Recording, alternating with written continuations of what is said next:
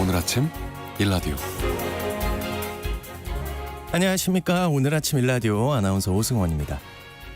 장마 전선이 오르내리면서 많은 피해가 발생하고 있는데요. 공동주택 거주 비중이 높다 보니까 흔히 발생하는 문제가 바로 누수 사고가 아닐까 싶습니다. 국토교통부의 2023년 자료에 따르면 우리나라 전체 주택의 절반 이상이 준공 30년이 넘은 노후주택이라고 하는데요. 이렇게 오래된 집들은 배관에 균열이 생기고 옥상이 갈라지거나 외벽 틈이 생겨서 누수 사고가 많이 발생하고 있습니다. 물론 신축 아파트라고 해서 이런 문제가 없느냐 하면 그것도 아니죠.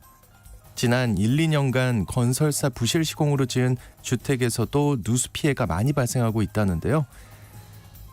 문제는 이런 일이 생겼을 때 그 책임 소재와 피해 보상을 놓고 입주민 간의 갈등으로 이어지는 일이 많다는 겁니다. 우리 집 천정에서 물이 새는데 윗집에서 우리 집에 아무 문제 없는데요? 이렇게 나오면 일이 복잡해지는 거죠. 정부기관을 통해 조정하는 방법도 있다지만 제약이 많다고 하고요. 하자 보수 기간을 넘긴 집들은 민사소송까지 갈 수가 있는데요. 공동주택 살다 보면 우리 집도 언제든 피해볼 수 있는 문제인 만큼 적극적인 해결 방법을 찾는 게 좋겠죠. 이번 장마에 그런 갈등들이 잘 해결될 수 있었으면 하는 바람입니다. 7월 19일 금요일 오늘 아침 일라디오 출발합니다.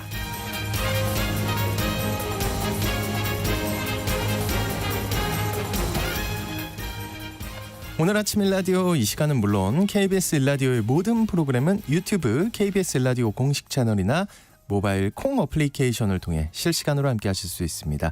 KBS 일라디오 채널 구독과 좋아요, 댓글 많이 부탁드립니다. 오늘 팩트체크 시간에는요. 전동 킥보드 또 자전거에 대해 알려진 상식들에 대해 팩트체크 해보겠습니다. 또 언젠가 내 집 시간에는요. 최근 집값 상승세와 이를 안정시키기 위해 열린 부동산 관계 장관 회의 내용에 대해 알아보겠습니다. 자, 오늘 청취자 여러분들 참여할 수 있는 퀴즈 드립니다. 장마가 이어지는 상황에서 오늘부터 열리는 여름 축제 소식들이 많은데요. 충남 보령 대천 해수욕장에서 그 유명한 머드 축제 시작되고요. 강원도 홍천에선 홍천 찰옥수수 축제 열리고요. 강원도 태백 구아오 마을에선 백만송이 이 꽃을 볼 수 있는 이 꽃 축제도 열린다고 합니다. 네, 꽃축제. 노란 이 꽃은 해를 보고 자란다고 하는데요. 해를 보고 자란다. 힌트. 빈센트 반 고흐. 트럼프 대통령 아닙니다. 네, 빈센트 반 고흐 하면 떠오르는 꽃 그림이 있죠. 이 꽃은 무슨 꽃일까요? 결국 문제는 꽃 이름입니다. 추첨을 통해 농촌진흥청에서 제공하는 웰빙 혼합 잡곡 세트를 한 분께 향긋한 커피를 드실 수 있는 모바일 커피 쿠폰을 4분께 드리겠습니다. 방송에 참여하실 분들은요. 단문 50원, 장문 100원이 되는 유료 문자 샵 9730으로 보내주시기 바랍니다. 유익한 정보와 살아있는 이야기가 있습니다. KBS 오늘 아침 일라디오.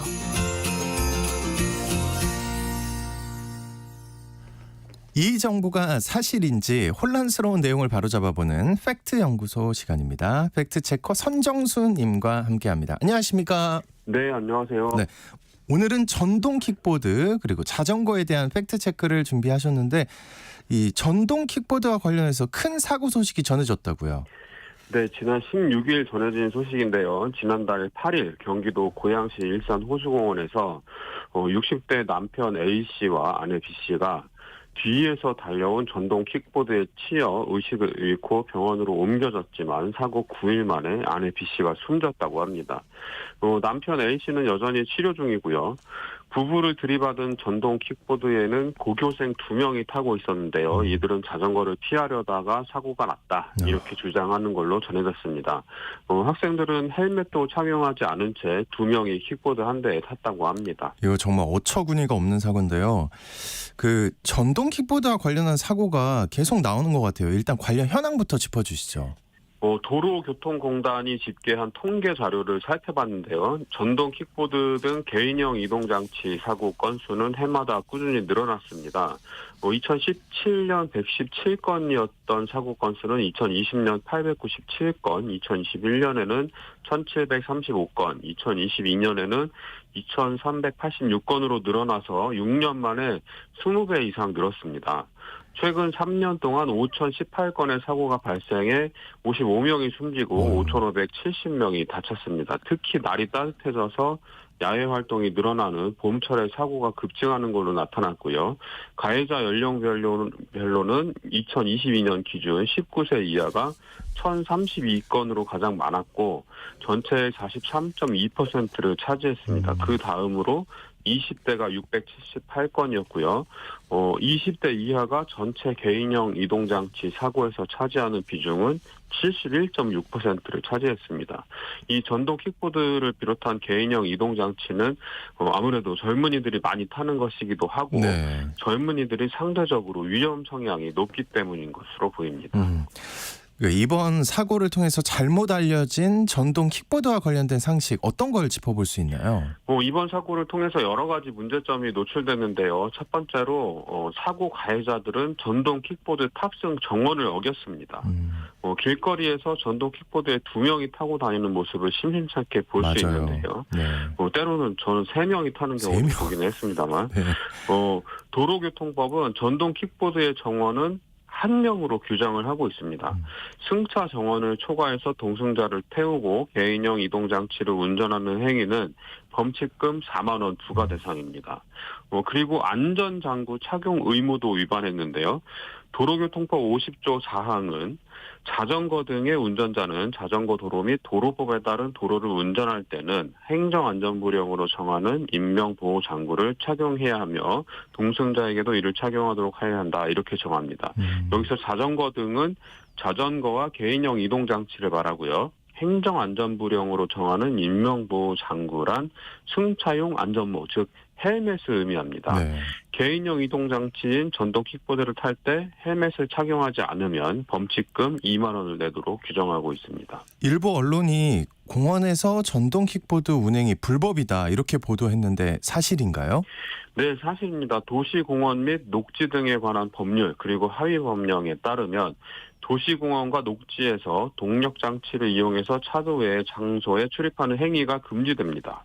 일산호수공원은 도시공원에 해당되기 때문에 여기서 전동 킥보드를 운행하는 행위는 위법인 거죠. 네. 과태료 5만 원 부과 대상입니다. 그리고 이 공원 곳곳에 전동휠, 전동 킥보드 출입금지 이런 현수막이 붙어 있습니다. 게다가 이 학생들은 운전면허를 소지하지 않았다고 전해지거든요. 개인형 이동장치에 해당하는 전동 킥보드를 운전하려면 원동기 장치 자전거를 운전할 수 있는 면허가 필요합니다. 원동기 장치 자전거 면허는 125cc 이하의 오토바이를 운전할 수 있는 면허입니다. 네. 2종 보통, 1종 보통 이런 자동차 면허를 취득하면 원동기 장치 자전거 면허를 따로 취득하지 않아도 전동 킥보드를 운전할 수 있습니다. 그런데 이 학생들은 아무런 면허가 없었단 말이죠. 면허 없이 전동 킥보드를 운전할 경우에는 10만 원의 범칙금이 부과됩니다. 또 13세 미만 어린이가 전동 킥보드를 운전할 경우에는 그 부모에게 과태료 10만 원이 부과됩니다. 공원에서는 정말 자주 보고요. 또 인도 위에서도 전 많이 보거든요. 킥보드 타는 분들. 이건 어떻습니까? 저도 많이 보는데요. 네. 워낙 많은 사람이 인도에서 전동 킥보드를 타고 다니기 때문에 아무 문제 없을 거다 이렇게 생각하는 분들이 많은데요. 이것도 불법입니다. 인도는 사람이 다니라고 만들어 놓은 길이잖아요. 네. 전동 킥보드는 자전거 도로가 따로 있는 곳에서는 자전거 도로로 통행을 해야 하고요. 자전거 도로가 없고 보도와 차도가 구분된 도로라면 차도의 가장 오른쪽 차선으로 통행을 해야 합니다. 자전거 도로가 있더라도 안전 표지판 등으로 전동 킥보드 통행을 금지시킨 곳에서는 운행을 하면 안 됩니다. 네. 전동 킥보드를 타고 인도로 통행하다가 단속되면 범칙금 3만 원이 부과됩니다. 그 전동 킥보드를 타고 차도를 달리기는 무섭고 헬멧도 안 쓰니까요. 네. 자전거 도로는 따로 없으니까 인도로 다니는 분들이 많은 것 같아요. 그렇습니다. 저 심정은 이해가 가는데요. 그쵸, 네. 무서우니까. 근데 현행법상으로는 명백한 불법입니다. 우리도 무섭습니다. 네. 걷는 사람들은 킥보드가 무섭습니다. 엄청 무섭죠. 네. 이 차도로 다니기 무서워서 인도로 다닌다는 분들은 전동 킥보드를 사용하시면 안 됩니다. 인도 통행을 막는 이유는 간단한데요. 이번 사고처럼 전동 킥보드가 보행자와 부딪힐 경우 보행자가 크게 다치기 때문입니다. 맞죠. 같은 이유로 자전거나 오토바이의 인도 통행도 금지하고 있는 것이죠. 보행자 보호가 무엇보다 우선이니까요. 오토바이도 그렇고 자전거도 인도로 다니면 단속 대상이 되는 거잖아요. 그렇습니다. 그렇죠. 예. 그럼 아이들이 예. 인도에서 자전거 타는 것도 단속 대상입니까? 그건 아닙니다. 도로교통법은 자전거 통행 방법의 특례를 정하고 있는데요. 어린이, 노인, 그 밖에 행정안전부령으로 정하는 신체 장애인이 자전거를 운전하는 경우에는 인도 통행이 가능하도록 규정이 되어 있습니다. 네. 그러니까 어른은 안 돼도 어린이는 된다. 장애인은 되는 이렇게 정리를 거잖아요. 하면 되겠습니다. 예? 어른 중에서 신체 예. 장애인은 되는 거죠. 그렇습니다. 예. 네네. 노인과 장애인 네네. 그리고 어린이는 자전거 인도 통행이 가능하고 그 외에는 인도로 자전거를 갖고 올라가면 안 됩니다. 그렇죠. 그러니까 인도에서 자전거를 타는 어린이를 발견했다고 하더라도 야 어린이 너 이거 인도에서 자전거 타면 불법이야 이렇게 뭐라고 할 게 아니고 네. 안전하게 탈 수 있도록 도와주시면 좋을 것 같습니다. 네. 근데 13세 미만 어린이들이 전기 자전거를 타면 전동 킥보드와 마찬가지로 부모님이 과태료를 부과받게 되어 있습니다. 자전거 운전자가 횡단보도를 이용해서 도로를 횡단할 때는 자전거에서 내려서 자전거를 끌거나 들고 횡단보도를 이용해야 되고요. 자전거는 길 가장자리 구역으로 통행을 할 수 있는데요. 이 경우 보행자의 통행에 방해가 될 때는 서행하거나 일시 정지해야 합니다. 그럼요. 예. 우리 옛날 동요에 뭐 따르릉 피켄하세요 뭐 자전거가 다 이런 노래 있잖아요. 네네. 이 노래는 이제 시대에 안 맞는 거죠. 맞아요. 예. 네. 보행자 우선 잘 알아두시면 좋을 것 같고요. 자전거 탔으니까 높이 보이고 싱싱 달리고 싶다. 뭐 이런 마음 알겠는데 보행자를 위협해서는 안 됩니다. 저는 제일 황당할 때가 제가 인도를 걸어가는데 네. 자전거가 뒤에서 이제 따릉따릉 거리는 거예요. 그렇죠. 그래서 쳐다보면 네. 이제 저도 의식을 해서 딱 뒤를 돌아보지 않습니까? 그렇습니다. 그러면 되게 당당한 표정으로 너 왜 안 비켜 이렇게 볼 때 정말 화가 납니다. 저도 네. 그래서 그 노래부터 없애야 됩니다. 좀 바꿀까요 노래를? 네. 그 전동 킥보드 그 속도가 그 제한 속도가 있는 걸로 알고 있는데 이거를 낮추려는 움직임이 있다고요. 예, 정부는 개인형 이동장치 사고 예방을 위해서 현행법상 시속 25km인 개인형 이동장치 최고속도를 시속 20km로 제한하는 시범 운영 사업을 실시하기로 했습니다. 시범 운영은 총 10개 대여업체가 참여를 하는데요. 이달부터 올해 12월 말까지 서울과 부산 등 전국 주요 도시에서 진행하기로 했습니다. 이번 조치는 2022년 삼성교통안전문화연구소가 발표한 운행 속도를 시속 25km에서 시속 20km로 늦추면 정지 거리는 26%, 충격량은 36% 감소한다. 이런 분석 결과를 반영한 건데요. 네. 최고속도 하향이 사고 및 인명피해 감소에 크게 기여할 걸로 기대를 하고 있습니다. 그리고 속도를 줄이는 것만큼이나 중요한 게 보호장구 착용인데요. 한국교통안전공단의 2023년 조사에 따르면 개인형 이동장치 이용자의 안전모 착용률은 15%에 불과했다고 합니다. 그리고 주행 도로 준수율도 40%에 그쳤습니다. 경찰청을 중심으로 안전모 미착용, 무면허 운전, 주행도로 위반, 2인 이상 탑승 이런 주요 안전수칙 위반 행위에 대해서 다음 주까지 2주 동안 계도 홍보 기간을 거쳐서 8월부터 9월까지 2달 동안 집중적으로 단속할 계획이라고 합니다. 특히 개인형 이동장치의 주 이용층인 10대와 20대에 대한 교육도 강화하기로 했고요. 2022년부터 최근 2년 동안 10대와 20대의 사고 발생률은 전체 사고의 절반을 훌쩍 뛰어넘은 69.6%로 나타났다고 하니까요. 저는 솔직히 프랑스처럼 그냥 이거 다 금지했으면 좋겠습니다. 네. 그 전동 킥보드가 잘만 이용하면요, 괜찮은 이동 수단이 될 수도 있을 것 같다는 생각이 드는데 왜 이렇게 네. 천덕꾸러기 신세가 된 걸까요? 이게 전동 킥보드를 안전하게 이용할 수 있는 도로가 마땅치 않아서 그렇습니다. 기존 자동차 중심의 도로 체계를 그대로 두고 개인형 이동 장치를 양성화한 건데요. 그래서 우후죽순 도로에 전동 킥보드가 다니기 시작을 했고, 차도는 다니기 위험하다고 느끼는 이용자들이 인도로 올라오기 시작했죠. 네. 그리고 면허 없는 사람들, 안전하게 이용할 수 없는 사람들, 안전수칙을 무시하는 사람들까지 이 서비스를 이용하게 된 거고요. 안전하게 이용할 수 없는 환경에서 이용이 늘다 보니까 사고가 늘어난 겁니다. 인도에 널브러져 있는 전동 킥보드 굉장히 많이 보이잖아요. 너무 많이 보죠. 예. 업체들은 그냥 깔아놓기만 하고 관리를 제대로 하지 않는 거죠. 그러니까 이 전동 킥보드가 총체적으로 교통 안전을 위협하는 위험 덩어리가 된 셈입니다. 일각에서는 폐지 목소리도 굉장히 거세게 분출이 되고 있는 상황이고요. 네. 이 서비스를 제공하는 업체와 이 서비스를 굉장히 애용하고 있는 이용자들은 전동 킥보드에 쏠리는 이런 불편한 시선을 깨닫고 자정에 나서야 될 것 같습니다. 정부와 지자체, 국회에 보행자와 전동 킥보드 이용자 모두가 안전할 수 있는 대책을 만들어달라, 이렇게 요구하는 것도 필요해 보입니다. 네. 오늘 팩트 연구소 시간, 전동 킥보드와 자전거에 대한 상식 살펴봤습니다. 지금까지 팩트체커 선정수님과 함께했습니다. 오늘 말씀 고맙습니다. 네, 고맙습니다.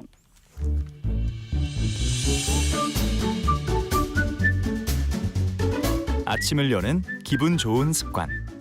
KBS 오늘 아침 일라디오.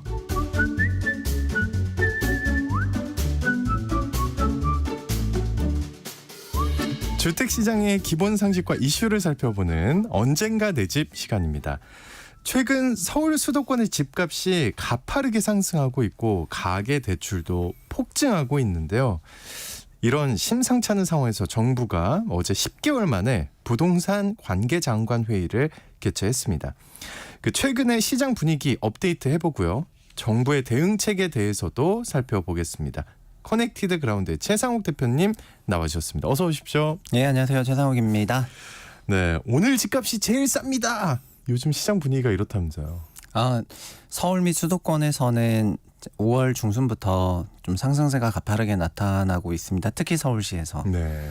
반대로 어제 관계장관 회의 때도 말을 했지만 지방에서는 5월 이후에도 계속해서 하락세가 나타나고 있다 보니까 서울 지방 간의 그 양극화는 계속해서 심해지고 있는 국면이고요. 그리고 주택 가격이 전체적으로 좀 거래가 실리면서 잔잔하게 올라가는 게 아니라 일부 지역, 일부 단지는 거의 퀀텀 점프하듯이 올라가 버리고 아닌 데서는 거래가 아예 없다 보니까 서울 안에서도 양극화가 좀 심하거든요. 서울 안에서도. 네, 그래서 이걸 그래서 종합적으로 표현하다 보니까 어제 정부도 그런 말을 했지만 결국은 일부 지역에 과열이 있는 것 같다. 이제 그렇게 해석을 하고 있습니다. 일부 지역이다. 지난 시간에 스트레스 총부채 원리금 상환 비율 DSR에 대해 살펴봤는데요. 이 네. 대출 규제잖아요, 이게. 근데 이게 9월부터는 원하는 만큼 대출 받기가 어렵다. 그러니까 필요하면 7, 8월에 빨리 대출 받아야 한다 했는데 최근에 시중 은행들이 대출 금리를 올리긴 했는데 역시 가계대출이 폭증한다고요. 네, 일단은 가계대출은 가장 직전 통계가 6월께 2주 후에 발표되니까 6월 통계가 발표됐는데 6월 가계대출은 4조 4천이니까 많이는 건 아닌데요. 근데 가계대출이 주담대랑 비주담대가 있는데 주담대를 이제 6조 원 이상 빌렸는데 이거는 올해 중에서는 가장 많이 빌린 거고 그리고 작년에 2분기 3분기 때 50년 만기 주담대에다가 네. 특례 보금자리론이 있을 때 작년에도 6조 원대 이상 빌렸으니까 그 수준만큼 빌리기 시작을 했거든요. 올해 전체로 보면은 1분기는 좀 대출 증가세가 굉장히 잠잠했고요. 4월부터 좀 올라오기 시작을 해서 그리고 지금 7월 같은 경우에는 아직 7월 데이터가 집계되진 않았지만 이제 기자분들이 은행권을 인터뷰를 하고 계신데 7월 기준으로는 4일 만에 2조 원이 늘었다거나 이런 좀 상당히 무시무시한 숫자들을 얘기하고 있거든요. 네네. 그래서 지금은 가계대출 증가세가 어쨌든 좀 큰 폭으로 나오고 있는 국면이고 그래서 금통위에서도 이 부분을 지적을 했습니다. 5월부터 급작스럽게 대출이 늘면서 이제 거시적으로 봤을 때 약간 걱정된다 이 얘기했고요. 네. 은행들은 그러다 보니까 금융부처에서는 대출을 좀 눌렀으면 좋겠다는 인식이 있으니까 네. 가상금리를 그래서 추가시키는 방향으로 뭐 대출의 0.1%포인트 이렇게 더하고 있는데 거꾸로 9월 이후에 한국에서도 금리나 기대감이 있다 보니까 시장금리는 내려가거든요. 시장금리가 내려가면은 결국 코픽스 조달금리가 내려가니까 가상금리 더하나 코픽스 조달금리 내려가나 개긴 독인입니다. 예, 결국은 같은 금액이에요. 그래서 대출 증가세를 막는데 뭐 금리가 더해져가지고 막지는 못하는 것 같고요.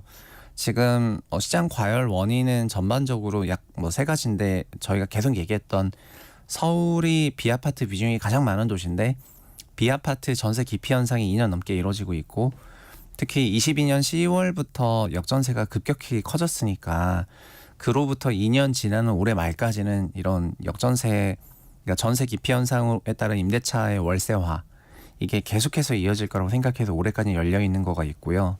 그리고 요즘 주변에서 하도 공사비가 오르고 네. 이제 신규 착공이 없다 하니까 정부는 24년, 25년은 문제 없다 이러지만 시장에서는 26년 얘기하고 있는 건데 그래서 26년 입주 물량이 없다는 게 이제 공급이 위축이 될 수도 있다는 생각들을 이제 서울에서 좀 하시는 것 같고요.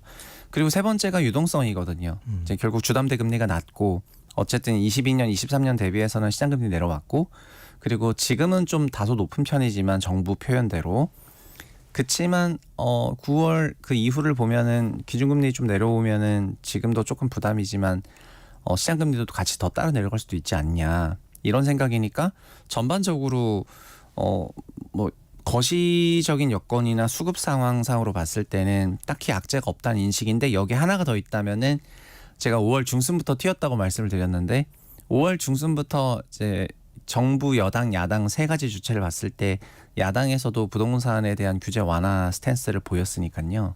그러니까 사실상 뭐 이제 억제기도 없고 그래서 계속 오를 수 있겠네요. 그냥 그런 네. 인식이 깔려져 있으니까 뭐 그 관성으로 5월부터 지금 달린 거거든요. 근데요, 아까 말씀하실 때 서울에서도 일부 지역이라 그랬잖아요. 네네. 오르는 게. 근데 대출이 이렇게 많이 늘어요? 그러니까 제가 그게 이해가 안 되는 거예요. 서울 네. 대부분 지역이 오른다 하면 대출을 많이 하는 게 이해가 됐는데 일부 지역인데 이렇게 사람들이 대출이 그거는 네. 왜냐하면 주택 가격이 높은 지역에서 상승률이 높으니까 지수 상승률이 높거든요. 뭐 주식으로 비유하면 삼성전자 하이닉스가 거래량이 실리면서 주가가 올라가니까 지수가 올라가는 거랑 똑같고요. 그래서 뭐 시총 500조짜리랑 막 160조짜리가 그 거래량 실리면서 올라가면은 같은 금액이어도 더 많이 빌려야 되고 그래서 대출 증가율이 서울만 오르는데도 이 정도니까 아마 전국적으로 강세였으면 지금의 2배는 됐을 겁니다. 네. 네, 근데 어쨌든 적은 대출 증가율로도 굉장히 높은 수준의 그 가격 상승률이 나오고 있다 그런 말씀입니다. 네. 전세 대출도 네. 다시 늘어나고 있다면서요. 이게 전세 대출도 다시 원래 전세 대출은 지난 2년 동안 계속 마이너스였거든요. 사실은 전세 대출은 지난달에도 마이너스였습니다. 전세 대출은 매달 감소폭이 좀 줄었어요. 그러니까 한 2조 빠지다가 1.5조 빠지는 거니까 원래 전세 대출도 20년, 21년에는 월에 3, 4조씩 빌렸으니까 18년도, 17년도에는 연간으로 30조씩 빌렸고요. 그래서 엄청난 대출이었는데 현재는 마이너스로 연간 한 10조씩 빠지고 있습니다. 그러니까 전세 대출은 감소세가 뚜렷한데요. 네. 근데 전세 대출이 감소하는데도 불구하고 전세가가 올랐단 말입니다. 그래서 이거는 지난 20년의 전세 시장의 역사상 한 번도 없었던 일입니다. 그래서 그거가 문제가 그러니까 원인이 뭘까? 이거를 해석하다 보니까 비아파트에 들어있었던 전세 원금, 대출금도 있지만 원금도 있으니까요. 비아파트에 있었던 거. 네, 비아파트에 있는 전세 원금들이 그게 그냥 소형 아파트 시장으로 넘어오거나 아니면은 그거를 이제 월세화로 하면서 전세 대출금이 일부 상환되고 있거나 네. 하는 그런 과정인데 그러면서 거꾸로 주담대를 일으키고 그래서 집을 사니까는 전세 대출은 줄어드는데도 불구하고 이제 전세 가격은 큰 폭으로 상승하는 게 나타나고 있거든요. 그래서 그런 부분으로 인해서 어저께 그 관계장관 회의 때도 지금의 전세 강세가 비아파트 기피발 전세 강세인 것 같다. 그러면서 관련한 대책들을 조금 냈습니다. 네. 비아파트 기피가 있다면은 임대인을 못 믿어서라고 할 수가 있는데 그렇죠. 그러면은 정부가 임대인인 그런 매입 임대주택을 원래는 8만 호였는데 6월 달에 12만 호로 늘렸고 어저께는 또 사태가 심각하다면서 13만 호로 이제 1만 호 늘렸습니다. 그래서 이제 적절한 물량은 네. 아니겠지만은 네네. 정부도 비아파트 기피발 전세 강세라는 게 이제 모든 데이터에서 나오니까 이제 그런 대책들을 낸 거예요. 그래서 그런 게 있습니다. 그러니까 앞으로 기대대로 금리가 내리면요, 이게 본격적으로 대세 상승장이 되는 거 아닙니까? 부동산이 다 같이 오르는 거 아니에요? 그래서 지금 시장의 그 부동산 시장을 좀 좋게 보는 이제 그 약간 강세 앞으로 전망을 강세될 했었던 거다? 그런 분들 예. 사이에서는 아까 말씀드렸던 것처럼 부동산 시장에 악재가 없는 거 아니냐 그런 해석들을 하고 있고요. 네. 저도 그 5월부터 약간 전망을 좀 바꿔야 되냐고 이제 고민을 많이 했던 게 그 이제 야당이 스탠스가 바뀌면서 부동산 정책에 대해서 그렇게 높은 관심을 갖고 있진 않구나 이런 생각을 했거든요. 그리고 어저께도 9개월 만에 관계장관 회의가 열렸는데 실효성 있는 대책이 나왔다기보다는 좀 구두 개입이었고 이러한 구두 개입에도 불구하고 앞으로 강세가 이어진다면 특단의 대책을 내겠다 이렇게 정부도 불안하게 보긴 하나 했거든요. 보네요. 예. 불안했다면은 저는 이 정도의 전세 시세 강세나 서울 매매 시세 강세가 나온다면은 아마 상당히 강력한 대책이 나올 법했는데도 불구하고 일단 구두 개입했으니까 환율로 비유하면 1,400원 뚫었는데 지켜보고 있다. 뭐 이런 느낌입니다. 네네. 그래서 아직 아주 그렇게 긴박하게 생각하고 있다는 인식은 좀 없었고요. 이런 인식들이 시장에서 그냥 이대로 가도 괜찮은가 보다.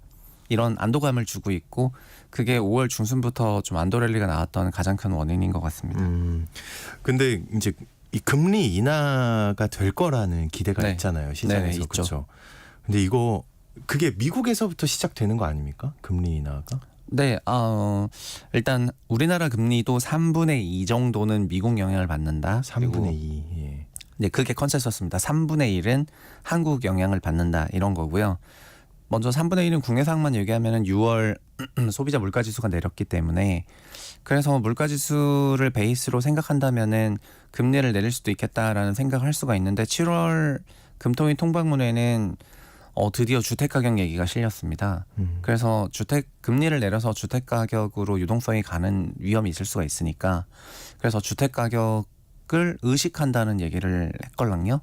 그래서 소비자 물가지수만 보고 하기보다는 이제 다시 검토해야 될 게 많아졌다 이런 생각이고요. 사실은 미국은 잘 아시겠지만 소비자 물가지수에 주택 가격이 들어가니까 주택 가격이 높아버리면은 물가지수 자체가 높아져서 그래서 자연스럽게 금리를 결정하는데 주택 가격에 영향을 주고 있지만 한국은 그러지 못하고 있거든요.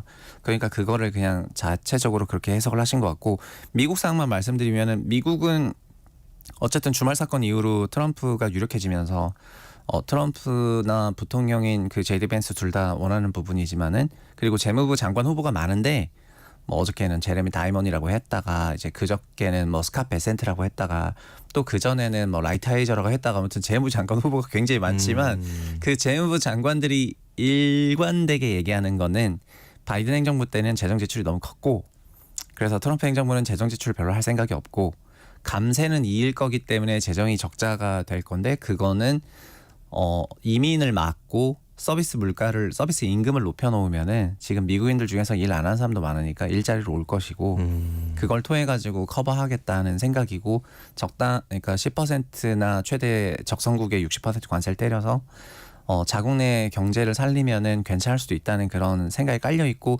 코어는 지출을 좀 안 하겠다는 거거든요. 그런데 그 부분에 대해서 이제 전통적인 주류 경제학에서는 관세를 적용하는 것은 결과적으로 그 물가가 크게 올라가는 그런 이제 반대적인 효과가 나올 수가 있기 때문에 오히려 인플레를 억제하겠다고 하는 트럼프 정책이 인플레를 크게 만들 수 있다 이런 생각들이 있는 것 같아요. 네. 그래서 근데 결국 그게 상식 아닌가요? 왜냐하면 관세로 인해서 물건값이 네. 확 높아지면 물가는 그냥 오르는 거 아닙니까? 네, 맞습니다. 맞는데 근데 거시경제학은 약간 그 티오리의 학문이어가지고 이제 수치로 딱딱딱 떨어지는 것이 아니라 사회과학의 영역에 있다 보니까 또 시간을 먹으면서 가다 보니까 어쩔 땐 이게 맞았는데 어떨 땐 저게 맞은 그런 것들이 있다 보니까 네. 예, 지금 달라진 여건 속에서 또 어떻게 될지 모르겠지만 어쨌든 그런 지적들이 있습니다. 그래서 미국의 상황이 약간 위아래로 열려버렸다고 생각을 하고요. 아, 그래요. 예. 네, 그래서 종전하고는 좀 상황이 달라졌죠. 그래서 월가에서는 바이든 등 친민주당 인사가 되는 것이 금리 인하에 거의 확실한 이제 그런 방향으로 갈 거라고 생각하니까 그런 얘기를 좀 하시는 것 같고 트럼프가 되면 금리가 더 올라갈 수 있다 이렇게 약간 경고성 기사들이 나오는 것 같고요. 그래요. 네. 뭐 그러니까는 이제 해외 부분은 약간 이제 갑자기 블랙박스가 됐다 이렇게 말씀드리겠습니다. 근데 국내만 놓고 보면은 내릴 만한 여건 됐는데 다만 시장 금리는요 벌써 이제 국고채 3년물은 3%니까 2번 인하 다 했거든요. 그래서 하는 기준금리가 3.5에서 안 내려오고 있더라도 시장금리는 2번 다 내려갔고 그게 코픽스가 내려가는데 큰 영향을 미친 거기 때문에 금리 인하를 이미 어느 정도 다 반영을 하고 있는 상황이다 그렇게 말씀드리겠습니다. 아까 잠깐 얘기하셨지만 정부는 그 공급이 부족하지 않다고 보고 있는데 시장은 아니다라고 생각한다 그랬잖아요. 그렇죠? 네네. 예. 그 시장에서는 굉장히 우려하고 있다고요. 그 공급 부족 문제를. 네. 그렇게 말씀을 드리고 싶습니다. 네. 23년 작년에 주택 시장이 좋지 못했기 때문에 작년에 착공 및 인허가가 큰 폭으로 감소를 했고 그리고 3년 차면은 공동주택이 입주를 하니까 26년에 입주 물량이 감소되는 것은 이제 피크입니다. 근데 작년에 주택 시장이 안 좋으니까 공급이 감소를 했고요. 올해 같은 경우에는 서울이 주택가격이 오르고 있잖아요. 그래서 최근 보시면은 정비사업, 공사비 약정들 조합이랑 건설사 간에 전부 체결하고 있거든요. 서울시 같은 경우에는. 왜냐하면 주택가격이 올랐으니까 이제 공사비가 문제가 될 게 없는 거예요. 기존 주택가격이 올라가면은 분양가도 올라가고 네. 올라간 분양가 속에서는 그 분양이 된다고 하면은 조합은 손실은 없기 때문입니다. 그래서 공급 부족 얘기가 이제 하반기 서울 부동산 시장에서는 싹 빠졌어요. 왜냐하면 상당한 인가와 함께 다시 분양 랠리가 시작이 될 거기 때문입니다. 결국 공급은 가격을 결정하는 독립 변수라기보다는 가격에 따라서 움직이는 종속 변수인데 그냥 이제 수요 공급으로만 가격을 해석하면은 지금 가격이 올라가면 공급이 적구나. 그다음에 가격이 하락을 하면 공급이 많구나 이렇게 생각을 하시는데 네. 사실은 가격에 따라서 공급은 이제 왔다 갔다 했다고 말씀드리겠고요. 정부 입장은 뭐냐면은 정부 입장도 이걸 알고 있는데 시장에서는 공급이 가격을 결정한다는 그런 생각을 오래도록 해왔기 때문에 특히 박근혜 정부의 9.1 대책 이후부터는 공급이 가격의 완전 키팩터다 다 그렇게 생각을 하고 있다 보니까 그거를 이제 크게 바꾸지는 못해가지고 지금 입주 많다 그냥 이런 얘기를 하고 있는 상황이다 네. 말씀드리겠습니다. 그 사실 금리가 내리는 이유도 있다지만 집값이 오르는 거는 그 수요, 억눌려 있던 수요 그리고 공급 부족을 좀 예상해서 네네. 예, 그래서 이렇게 주택 오르는 거 가격이 아닌가 싶어요. 예. 올라가는 그런 단지들 보시면은 구매력 어쨌든 지금 DSR 규제도 대충 있죠. 어디예요, 단지가? 그러니까 단지가 네. 아니고 서울도 보면은 네. 서울도 25개 구에서 과거 투기과열 지역이라고 하는 14개 구 위주로 많이 오르고요. 서울 외곽에 대해서는 거의 가격 상승이 없어요. 그래서 네. 강북권, 동북권 뭐 투기과열 이제 지역. 서남권이랑 일반 서울 지역이랑 또 다르고 수도권 안에서도 수도권은 정비 사업보다는 그러니까 경기도로 가면은 확실히 이제 신축 단지 위주로 상승세가 높고 수도권만 가도 열기가 줄어버려요. 크게. 그래서 지금은 DSR 규제가 있는 상황에서 확실히 그 소득이라든가 이런 구매력이 있는 계층들이 선호하는 신규 주택들 위주로만 가격이 크게 상승하고 있는 것 같고요. 네. 지방은 이런 국면에서도 마이너스 나오는 걸 보면은 그 지방에서의 그 저출산이라든가 수도권으로 인구 이동으로 인해서 전세 수요도 빠지니까 전세도 마이너스, 매매도 마이너스 이런 식으로 많이 나오고 있거든요. 네네. 그래서 이런 상황이 뭐 조금 이어지고 있고 일각에서는 그런 의심도 합니다. 뭐냐면은 주간으로 막 0.2%씩 올라가면은 코로나급 강세장인데 이게 왜 서울만 강세장이고 딴 데로 잘 번지지 않는가? 왜 그런 현상이 나타나는가? 이런 말씀들을 많이 하시는데 저는 20년, 21년에 그때 상승장에서는 그 이전에 그 어떤 주택도 마이너스가 없었기 때문에 모든 포지션이 다 플러스 포지션이었는데 22년, 23년을 거치면서는 많은 다주택자들이 마이너스인 주택들을 갖게 되었거든요. 22년 상반기에도 거래가 굉장히 활성화됐었는데 하반기부터 곧바로 이제 금리 인하발 전세가 상승과 매매가 하락이 왔기 때문에 그러다 보니까 다들 아픈 손가락들이 있는 그런 상황이 된 거죠. 그래서 포지션이 완전 깨끗하지가 않으니까는 이제 이런 서울 일부 단지는 강세지만 전국적인 강세가 나올 수가 없는 상황인 것 같고요. 그리고 이런 국면에서 이제 저출산 테마가 한국을 덮어버리다 보니까 지방광역시는 수요가 좀 더 약해져서 그래서 이런 구조가 좀 고착화되는 것 같습니다. 네. 그 어쨌든 어제 발표에서는 3기 신도시 등으로 시장을 안정화시키겠다 이렇게 했는데 3기 신도시 그리고 그밖에 공공 물량이 이 공급난을 해소하는 데 도움이 될까요? 어떨까요? 일단은 장기적으로 수급을 밸런스를 맞춰야 되는 거는 국토부의 의무여서 3기 신도시를 올해 말부터 본청약을 시작을 하고 그래서 28년 9년쯤에 거의 웬만하면 이제 입주시킨다는 그런 생각이고요.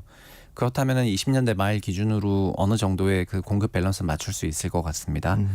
다만 지금 시장에서 얘기하는 거는 현재의 비아파트 전세 깊이가 3기 신도시가 없어서는 아니기 때문에 그래서 전세 그쵸. 시세를 네. 안정화시키길 바랬는데 그 부분 아까 말씀드린 것처럼 비아파트 매입임대를 조금 늘려서 대응하겠다 이런 거였고요. 장기적으로 수급이 좀 부족할 거에 대한 그런 우려는 3기 신도시로 커버하겠다 이런 생각이고요. 마지막 남는 게 유동성이거든요. 특례론이라든가 이런 가계부채에 관련한 DSR 9월로 밀어버린 거 이런 것들 때문에 단기 유동성 폭발하는 건 어떻게 막겠냐 하니까 그건 좀 지켜보겠다 이런 거고 9월에는 반드시 DSR 2단계 시행하겠다 이러면서 이제 나왔거든요. 네. 그래서 어느 정도는 의식을 조금 하고 있는 것 같고요. 공급 부족 논란에 대해서는 뭐 아까 말씀드린 것처럼 6년은 없지만 올해 많아지면 7년 8년도 많아질 거 아니냐 이런 거니까 그렇게 익스큐즈가 되는 것 같습니다. 네. 3기 신도시도 여러 노선들이 있는데 위치가 어디고 어느 정도의 물량이 있는 거예요? 3기 신도시는 아시겠지만은 전체 약 24만 호 정도 되는 이제 상당히 광범위한 물량이고 가장 유명한 게 2018년도에 발표됐던 5개 신도시 고양, 창릉이 이제 규모에서 좀 컸고 네. 부천, 대장, 인천, 계양지구도 있었고 그다음에 남양주 왕숙도 있었고 그다음에 하남 교산지구 이 5개 지구에서 이제 상당한 약 8만 호 정도 되는 그런 주택들이 공급이 될 예정이고 그 후로도 순차적으로 2차, 3차에서 총 6제곱킬로미터 이상만 거의 9개 이상이고요. 그래서 3기 신도시는 이런 대규모 말고 중규모 택지지구도 있어요. 그래서 중규모 택지지구까지 올 말에 이제 일제히 분양에 나서기 시작하면은 그 물량이 작진 않은 것 같거든요. 저 개인적으로는 현재의 강세장이 뭐 억제기도 없고 그냥 관성으로 흘러간다고 생각한다면은 미국의 대선이 있는 게 11월이고 그다음에 미국 관련 여러 불확실성이 올라오는 게 올해 4분기 그리고 22년 4분기부터 역전세 문제가 커져서 비아파트 월세화도 그때부터 이루어졌다면은 거기서부터 2년 이내에 임대차 계약 만기되는 게 24년 4분기이기 때문에 24년 또 4분기요. 그리고 DSR 2단계 어쨌든 시행하는 게 올해 9월부터이고요. 네. 그리고 공급 얘기는 올해 하반기 정도 되면은 지금은 다시 인허가 많아지고 서울 소재 재건축 아파트를 다 공사비 그냥 서로 합의하는 거 보면은 이제 26년 일부 한 개년 빠지지만 24, 5년 많고 27, 8년 많다면 별 문제 없을 거라는 인식이 조금 있을 것 같고요. 네. 그래서 올해 말 정도가 아닐까 이제 피크 찍는 게 그렇게 전망하고 있습니다. 그 사전 청약을 받았던 민간 분양 주택 사업들이 취소하는 경우가 생겼잖아요. 네. 여기는 그런 문제는 없나요? 그 어저께 그런 질문이 있었습니다. 네. 사청 받은 거 이제 일부 민간 사업장에서 폐지했는데 뭐 문제가 없냐 이런 걸 했었는데 근데 3기 신도시에 일단 공공 사전 청약은 있었고 민간이 했었던 거를 이제 취소하게 되면은 그거는 이제 정부가 승계할 생각도 있는 것 같고요. 그리고 어느 정도 그런 피해가 있으신 분들을 약간 그 대책을 낼 것 같습니다. 그리고 공공 사전 청약을 오히려 이제 본청약까지 뭐 지연 없이 쭉 추진할 생각이기 때문에 어저께 간담회에서 한 가지 수확은 3기 신도시에 대해서 정부가 굉장히 좀 강력한 의견을 내비쳤다 이런 정도로 해석하고 있습니다. 네. 그 재건축 초과이익 환수 제도 또 분양가 상한제 폐지 이렇게 공급 확대를 막는 규제들에 대한 지적이 제기가 될 것 같은데 이런 규제들을 완화하는 것도 논의가 될 수 있을까요? 네, 요즘에 뭐 상속세나 네, 금투세 그리고 재건축초의 환수제 뭐 이런 제도들에 대한 그 규제 개혁 개선 이제 폐지 이런 것들이 논의가 많이 되고 있습니다. 그런데 사실은 아직 혁신적인 논의가 되고 있는 그런 상황은 아닌 것 같아요. 전반적으로 보면은요. 그리고 금투세만 하더라도 이런저런 여러 입장 차이들이 좀 있었던 것 같고요. 그래서 현재는 어떤 제도라는 게 우리나라가 그 제도가 있으면 제도 기저에 그 컨셉이 존재하는 건데 그 컨셉이 그 당시에 왜 필요했고 지금 그게 왜 필요 없고 이런 논의라기보다는 그냥 이거 고쳤으면 좋겠다. 약간 이렇게 좀 가벼운 레벨에서 논의가 많이 되는 것 같아서 아직 많은 게 바뀌지는 않을 것 같습니다. 네, 언젠가 내 집 시간 오늘은 이 집값 상승세와 정부의 대응책에 대해 알아봤습니다. 커넥티드 그라운드의 최상욱 대표님과 함께했습니다. 오늘 말씀 고맙습니다. 네, 감사합니다. 오늘 퀴즈의 정답은 해바라기였습니다. 4775님, 6573님, 3131님, 환한 햇볕 아래 활짝 핀 해바라기 보고 싶어요. 호우 피해가 없었으면 합니다. 보내주셨고요. 0340님, 경포호수에서 운동하면서 방송 듣고 계시다고. 아이고, 자영업을 하고 있는데 요즘 경기가 너무너무 없어서 많이 어렵고 힘들다고. 예, 힘내십시오. 0340님, 자영업자들 화이팅입니다. 중복 당첨 여부 확인 후에 홈페이지에 당첨자 올려놓겠습니다. 전 내일 다시 돌아올게요.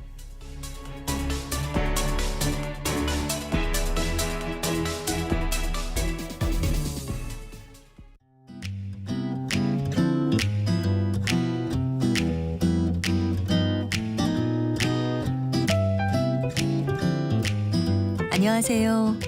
바른말